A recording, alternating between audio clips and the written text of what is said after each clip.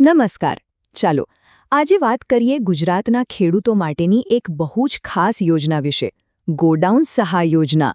આખરે આ યોજના છે શું અને ખેડૂતો માટે કેમ આટલી બધી મહત્વની છે? આવો જરા ઊંડાણમાં સમજીએ.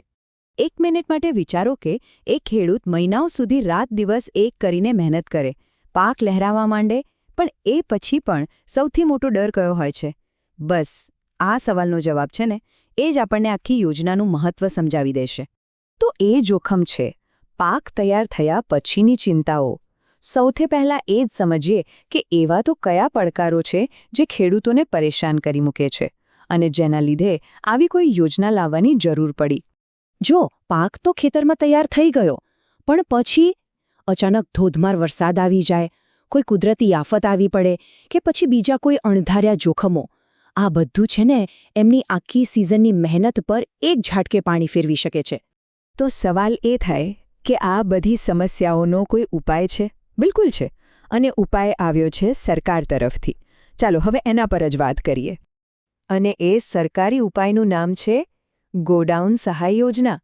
હા, આનું બીજું નામ મુખ્યમંત્રી પાક સંગ્રહ સ્ટ્રક્ચર યોજના પણ છે.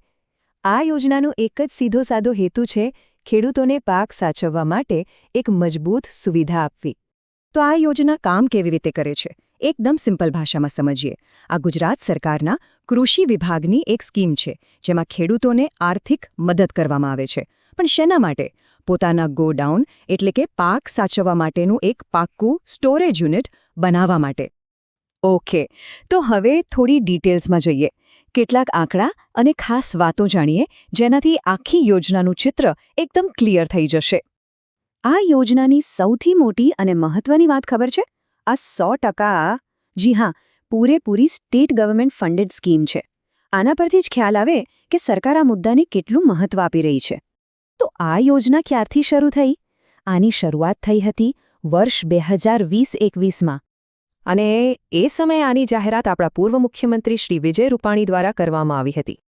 પણ આ બધું કરવા પાછળનો મુખ્ય હેતુ શું છે? મતલબ કે સરકાર આ યોજનાથી શું હાંસલ કરવા માંગે છે? ચાલો એના અંતિમ ઉદ્દેશ્યને સમજીએ. જુઓ, આખી યોજનાનો સાર એક જ લાઇનમાં છે: ખેડૂતને સશક્ત બનાવવો, એમને પોતાના ગોડાઉન બનાવવા માટે આર્થિક મદદ કરવી, જેથી એમનો કિંમતી પાક કુદરતી આફતો કે બીજા કોઈ પણ જોખમથી બચી જાય. ખરા અર્થમાં કહીએ તો આ ખેડૂતને પગભર કરવાની દિશામાં એક બહુ મોટું અને જરૂરી પગલું છે.